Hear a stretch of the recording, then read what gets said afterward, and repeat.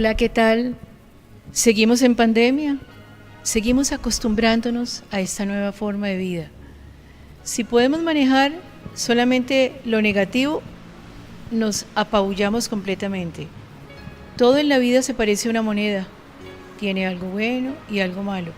Hay muchas cosas muy nefastas de la pandemia, pero también hay otras cosas muy positivas de la pandemia. Entonces, vamos a hablar un poco de la infancia.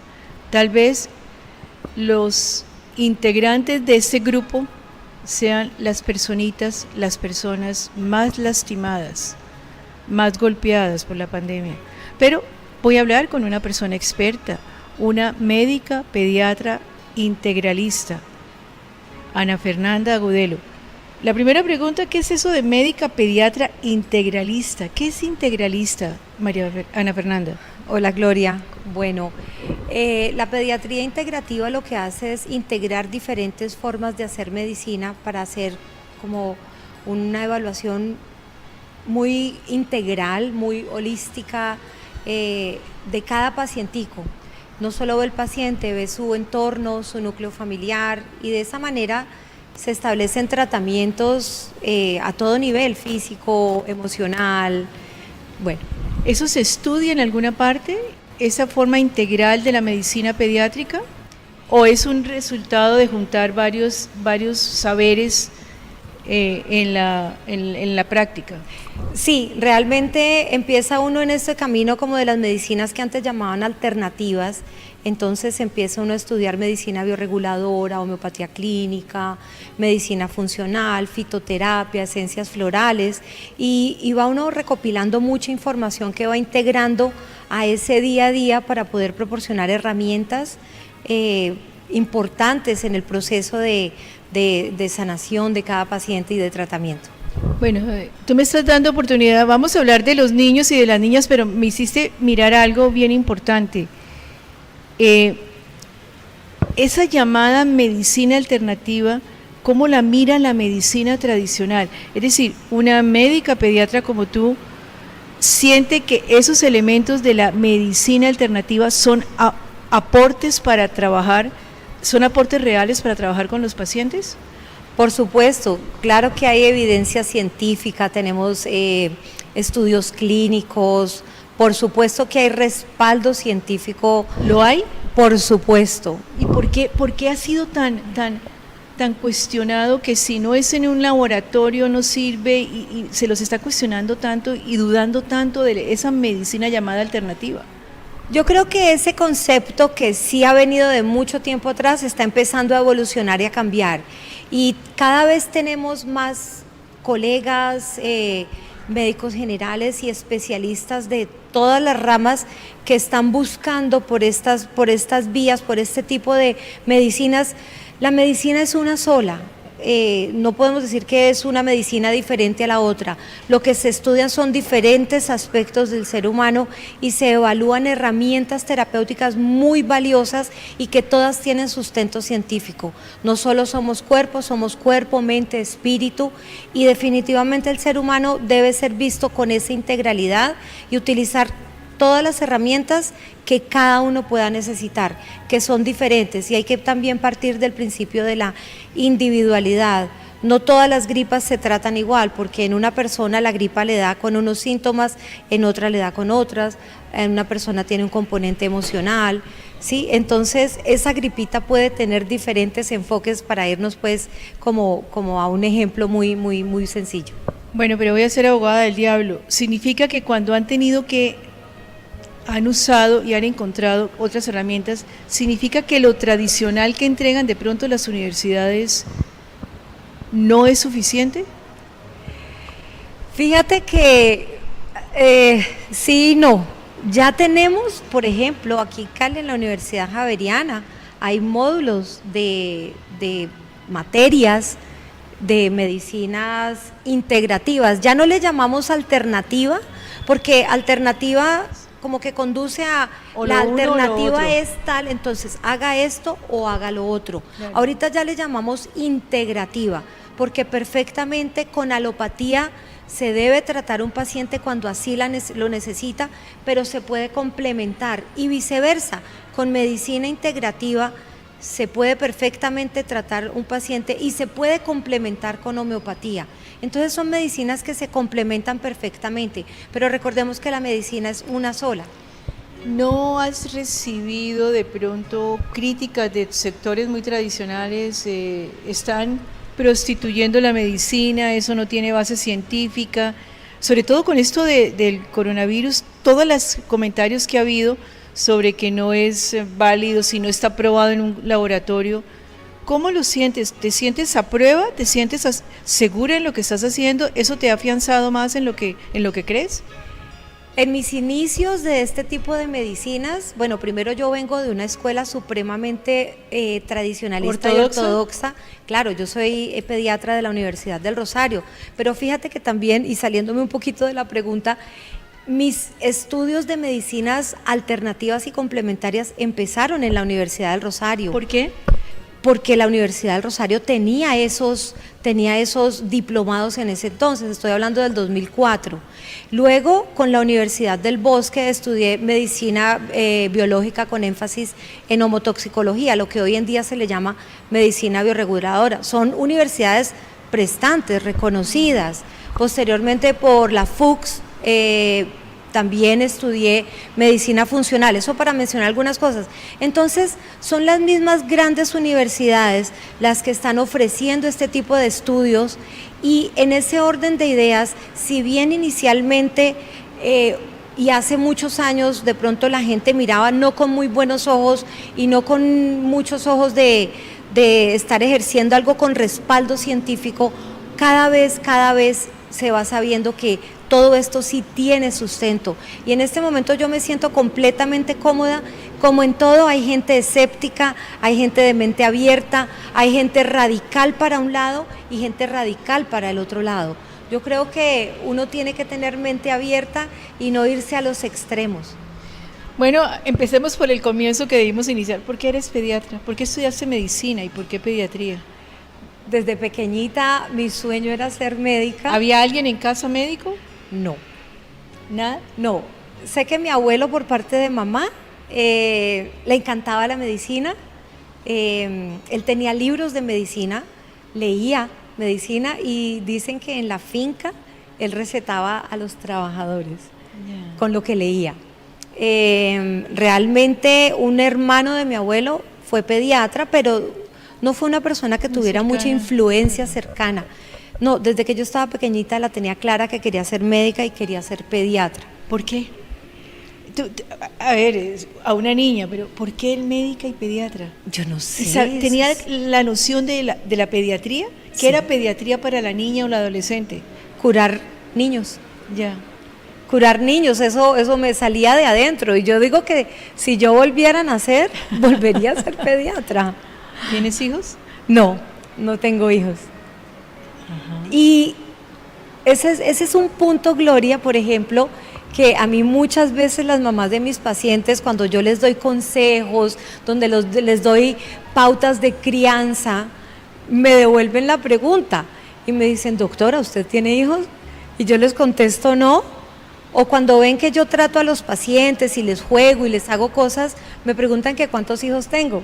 ¿Me permite hacerle psicoanálisis público? ¿No los quieres tener o no? No los quise tener. Ya, fue decisión. Fue decisión. No los quise tener. No quise. O sea, no es que tomé un día la decisión, no quiero hijos, simplemente dije, si algún día quiero tener hijos, ese momento llegará. No dije, no quiero, y tampoco dije quiero. Ya. ¿Y la vida fue fluyendo? Y la vida me fue llevando hasta este momento y ¿No te hace falta? No, ya. No me hace falta. Eso significa que tu trabajo es muy, muy satisfactorio. Totalmente, amo mi trabajo, o sea, siento pasión. Ya. ¿Por qué un niño va donde un pediatra, de una pediatra, va por algo principalmente físico? Me imagino que ese es el gancho por el cual se llega a la pediatra o al pediatra por algo físico. ¿Qué sigue de allí? ¿Qué mirada se aporta en ese momento, Ana? Desde el momento en que el paciente llega a la consulta, aún en la entrevista con la mamá, yo lo estoy evaluando, por ejemplo, si tose, o sea, le estoy haciendo un examen físico que estoy haciendo con el rabito del ojo, estoy mirando su comportamiento, estoy mirando esa interacción mamá e hijo, estoy viendo si es un niño acelerado, calmado, hiperactivo, hipoactivo. O sea, en la entrevista miro qué tan paciente, qué tan impaciente es, y se desarrolla, mis consultas se caracterizan por ser más bien largas, me gusta mucho preguntar mucho y hacer una consulta bien integral, y se presta para evaluar en un buen rato ese niño qué hace, si estornuda, si es demandante, si es independiente, o sea, todo eso yo lo estoy evaluando mientras la mamá me cuenta, y bueno, voy averiguando más cosas sobre su salud, la parte digestiva, la parte respiratoria, de las vacunas, su desarrollo psicomotor, etcétera, etcétera, la alimentación, que es tan importante. ¿Y en qué momento, claro, lo ubicas? De pronto, este no es problema del niño, este es problema de la madre o de la familia o de algo, de la estructura. Cuando uno hace consultas que tienen un tiempo considerable, eso le permite a uno como explorar un poquito más esa dinámica familiar, y a veces uno encuentra de pronto dificultades en el manejo de esa mamá, de ese papá. Bueno, ahorita en pandemia con los protocolos de bioseguridad solo entra un acompañante, pero cuando van papá y mamá, mamá y abuela, mamá y nana, papá y nana, uno empieza a ver unas dinámicas, y ahí puede percibir algunos aspectos de algunas dificultades quizás en la crianza. En lo que tú trabajas de esa medicina de pediatría integral, ¿crees en las energías? Totalmente. ¿Percibes en frecuencias sin palabras, aquí está pasando algo en ese sentido? Sí, claro. Uno percibe unos padres conflictuados, a veces, no sé, a veces me pasa que llega la mamá, nos saludamos, está el niño, y de pronto le pregunto ¿qué te pasó? Pero ella no me ha dicho nada. Entonces a veces se suelta en llanto y me cuenta algún tema. Ya. Cuando tú estás mirando a los niños y a las niñas de esa manera, en esa forma tan integral en la consulta, por ejemplo, ¿podrías llegar a sentir que hay una situación familiar que lastima tanto que no tiene remedio, o siempre hay esperanza? Yo creo que siempre hay, pensaría desde mi conocimiento de pediatra, creería que siempre hay esperanza. Los niños tienen un potencial de recuperación física y emocional grande, potencial, ¿no? Entonces yo creo que eso sucede, pero lógicamente cuando veo algún conflicto que necesita una intervención psicológica, pues lógicamente hay que... ¿Paras y dices, recomiendas eso, por ejemplo? Claro. Tú sabes, por ejemplo, constelaciones familiares, y sí. Me encanta el tema de constelaciones familiares, de morfogenética, pero ahí muchas veces son temas de los padres, ¿no? Sí, claro. Son temas de los padres que, bueno, hay que sanar.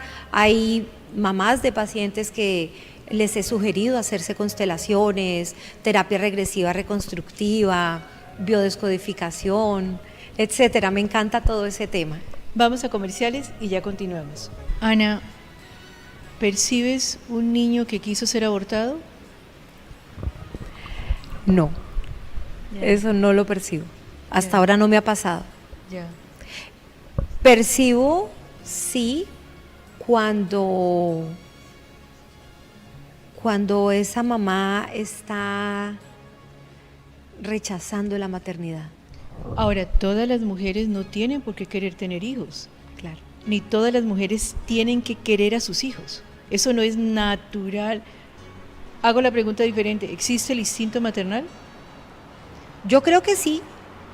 Yo creo que sí en todas las especies. Pero el instinto maternal es, yo digo que no es con el objetivo de tener hijos, sino una vez una mujer o un mamífero tiene su hijo, hay un instinto de protección y a eso le llamo yo el instinto maternal. Claro, pero no el instinto maternal de que solo las mujeres son las llamadas a cuidar hijos y a tener hijos, porque entonces los hombres que están teniendo esas actitudes tan amorosas con sus hijos, no les está pasando nada en su sexualidad, pero el instinto maternal, claro, es decir, de alguna manera la cultura se ha apoyado mucho en eso para culpar a la mujer. Tienes que querer, tienes que tenerlos, tienes que aguantártelos.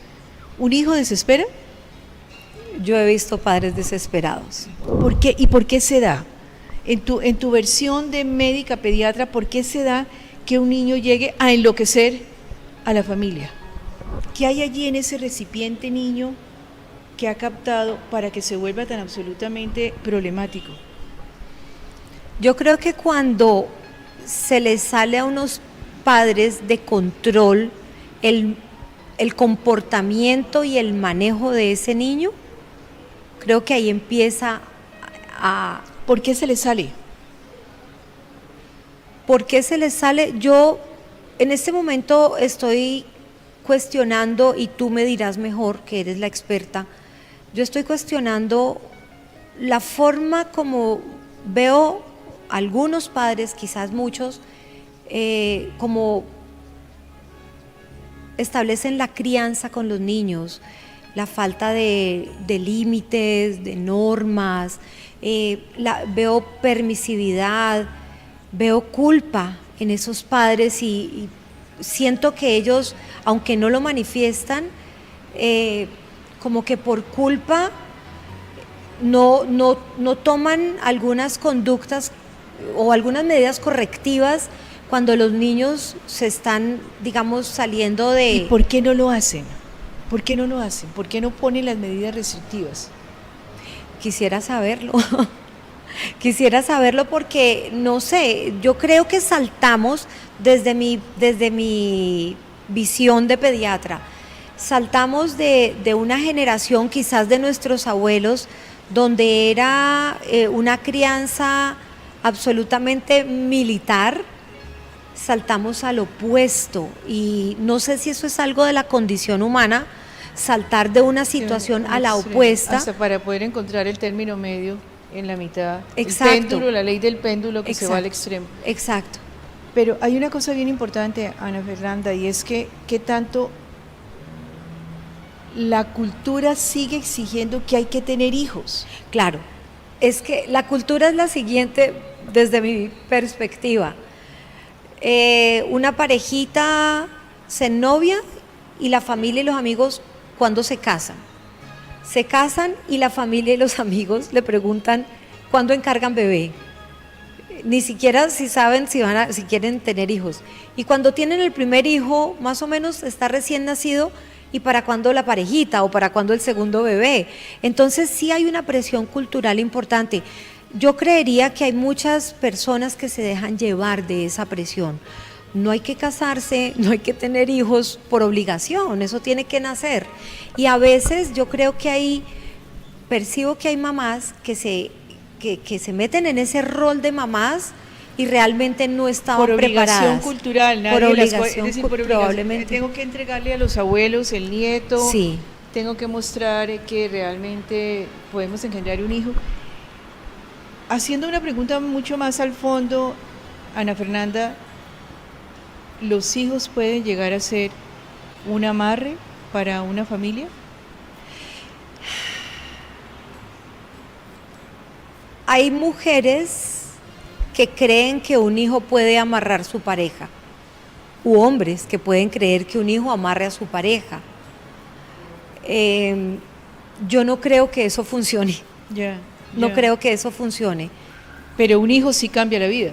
Totalmente, les cambia la vida, yo digo 180 grados a esos padres.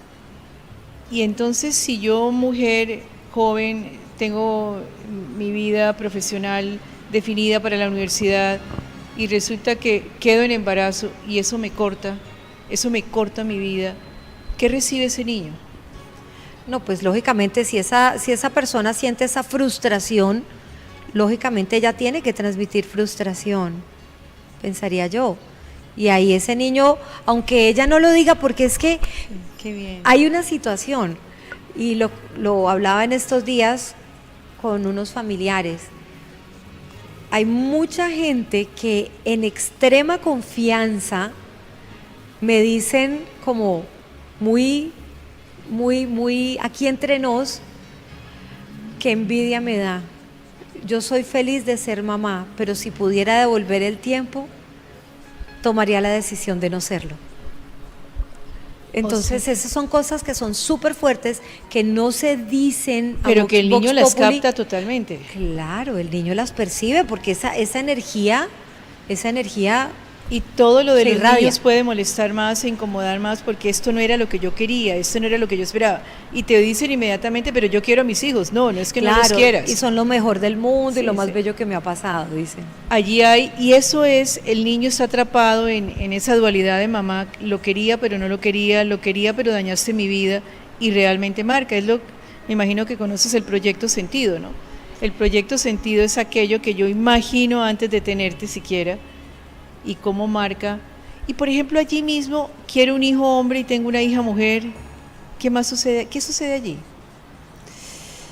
Yo creo que esas son improntas que van quedando como en el alma, ¿no? Y probablemente eso tenga implicaciones, quizás en la sexualidad, tú me dirás mejor, pero sí, o sea, el rechazo a que fue niña y no niño, o viceversa, eso también crea una tensión de alguna manera el hijo lo siente. Sin embargo, yo creo que esas almitas que llegaron al mundo escogieron a esos padres porque su alma tenía que vivir ese proceso. ¿Qué intervención puede haber, Gloria, en ese sentido? Digamos, ese niño que inconsciente o conscientemente fue rechazado, o ese embarazo. Que enfrentar, ¿no? Teóricamente hay que prepararlo para que lo enfrente, y casi que diríamos que no podemos esperar una sociedad perfecta, ¿no? Hay que enfrentarlo, esa es su dificultad y su aprendizaje. Sí. Ana Fernanda, y en ese momento cuando estamos hablando de esto de la sexualidad, tú ves adolescentes también. También. Esas generaciones de adolescentes donde no me ubico en ninguno de los dos sexos, tengo cuerpo de mujer o tengo cuerpo de hombre, pero soy bisexual como lo dicen ellos, voy a amar hombres o mujeres. ¿Cómo lo miras como pediatra? Es una situación que es real, que es relativamente nueva. Yo creo que uno como pediatra debe mirar con naturalidad cualquier condición. A mí personalmente lo que me llama mucho la atención es, si bien existe el bisexualismo, la indecisión, eso es lo que yo digo, eso es desubicación o simplemente es algo que puede ser como natural. No lo sé. Desde el punto de vista psicológico, según Freud, no sé, tú sabrás explicarme mejor. Realmente a consulta pediátrica no, el grueso de los pacientes no son los adolescentes, pero hay adolescentes hijos de amigos, hay adolescentes en la familia, listo, y sí se ven esas situaciones que tú dices, pero tanto como que en la consulta lleguen a manifestarlas, no. O una mamá o un papá angustiados, mi hijo tiene un problema de confusión sexual, no sé qué hacer, de alguna manera revisa, ¿hay alguna droga que lo vuelva hombre o que lo ubique más como mujer? Porque siempre, a veces papá y mamá lo que necesitan es que haya la solución mágica que les dé el remedio, la inyección para ubicar, enderezar la situación. Sí, ubicar y quitarme la angustia a mí, ¿no? Sí. Porque realmente puede que el niño o la niña no lo sientan, ¿no? Esa mamá, ese papá con esa angustia con el adolescente, personalmente no la he tenido, pero sí he tenido casos de padres de pacientes que les ven conducta de pronto homosexual, sobre todo en niños que los ven un poco afeminados y manifiestan la preocupación, ¿será que mi niño es gay? En ese momento, yo lo que le digo, que si, me preguntan que si hay un examen, ¿cómo saberlo? No hay cómo saberlo, simplemente yo les digo, miren, el tiempo lo dirá, hay muchos hombres con energía muy yin, que son hombres tiernos, suaves, delicados, no son gay, así como está el hombre muy yang, muy macho alfa, comportamentalmente. Pero eso que me estás diciendo está tan interesante y se nos acabó el tiempo. O sea que quiere decir que la próxima semana vamos a continuar con el tema. Íbamos a hablar de niños en pandemia y se nos abrió un abanico maravilloso de respuestas. Espero que nos acompañen, que la pasen bien.